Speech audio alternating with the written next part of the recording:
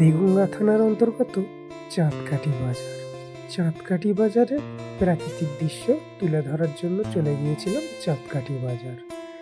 চাঁদকাঠি সংলগ্ন যত অডিয়েন্স বন্ধুরা আছো, এই ভিডিওটি বেশি বেশি করে শেয়ার করবে এবং এই পেজটি তোমরা ফলো করবে, সাথে একটা লাইক করবে। এই লাইক করলে আমাদের ভিডিও বানানোর উৎসাহটা বেড়ে যায়।